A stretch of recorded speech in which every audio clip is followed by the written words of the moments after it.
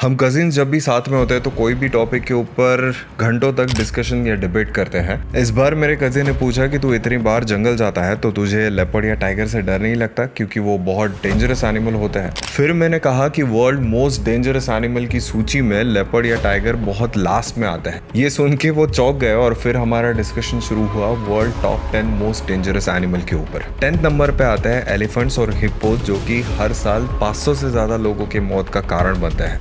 Humans की psychology होती है कि एनिमल जितना बड़ा उतना खतरनाक। पर 9th नंबर पे आते हैं टेपवॉर्म, जो कि हर साल 700 से 800 लोगों की डेथ का कारण है। ये कैसे? हाँ, ये जानते हैं नेक्स्ट वीडियो में।